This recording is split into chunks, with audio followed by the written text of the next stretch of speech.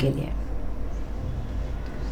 2.5 वर्षात आम्ही अनेक महत्त्वाचे निर्णय घेतले असून लाडकी बहीण योजना कधीही बंद होणार नाही अशी मोठी घोषणा उपमुख्यमंत्री एकनाथ शिंदे यांनी केली आहे. ठाणे महापालिका आणि संत रविदास महाराज जयंती उत्सव समितीच्या वतीनं काशीनाथ घाणेकर सभागृहात संत रविदास महाराज यांची जयंती मोठ्या उत्साहात साजरी करण्यात आली. त्यावेळेला उपमुख्यमंत्री शिंदे यांनी संत रविदास यांच्या विचारांना उजाळा देत समाजातील सत्यासाठी उभं राहण्याचा धाडस त्यांनी दिल्याचं सांगितलं. शिंदे यांनी यावेळेला गेल्या 2.5 वर्षात राबवलेल्या विविध कल्याणकारी योजना यावरही प्रकाश टाकण्यात आला. गरीब, शेतकरी, महिला आणि वंचित घटकांसाठी सरकार सातत्यानं काम करतंय असं त्यांनी स्पष्ट केलं. यावेळेला राज्याचे उपमुख्यमंत्री एकनाथ शिंदे आणि परिवहन मंत्री प्रताप सरनाईक यांच्या हस्ते समाजात उल्लेखनीय कामगिरी करणाऱ्या समाज बांधवांचा समाजरत्न पुरस्कार देऊन सन्मान करण्यात आला. तसंच 10वी-12वीमध्ये उत्तीर्ण झालेल्या समाजातील विद्यार्थ्यांचा देखील सत्कार यावेळेला उपस्थित मान्यवरांच्या हस्ते करण्यात आला.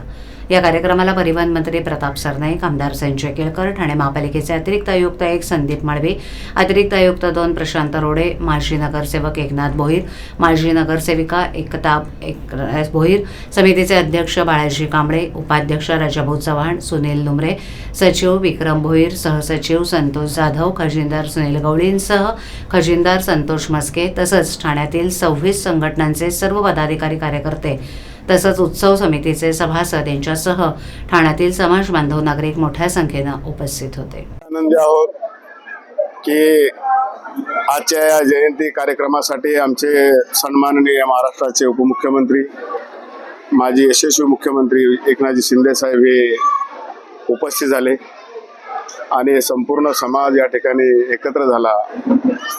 या जयंती दिनात आमच्या काही समाजरत्न यांना पुरस्कार प्रदान केले आणि या समाजातील गुणवंत विद्यार्थी 10वी आणि 12वी यांचा देखील सत्कार माननीय मुख्यमंत्री, उपमुख्यमंत्री एकनाथजी शिंदे साहेब यांच्या वतीने देण्यात आला.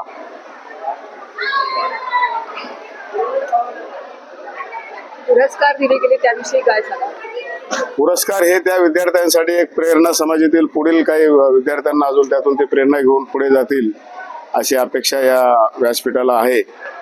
समाज भवनाची मागणी केलेली होती, त्या मागणीवर ही मागणी आमची फार जुनी आहे. या मागणी सध्या कमिशनर यांनी क्लस्टरचे जे संजय देशमुख यांना त्यांनी काही आदेश म्हणजे गोष्टी सांगितलेल्या आहेत की यांना या ठाण्यामध्ये या संपूर्ण समाजासाठी सामाजिक भवन, ज्या ठिकाणी की संपूर्ण समाजाला सांस्कृतिक व कौटुंबिक किंवा विद्यार्थ्यांसाठी काही वाचनालय त्या ठिकाणी एकत्रित मिळावं अशी ही मागणी आहे. ती मागणी लवकरच मान्य होईल अशी अपेक्षा आहे.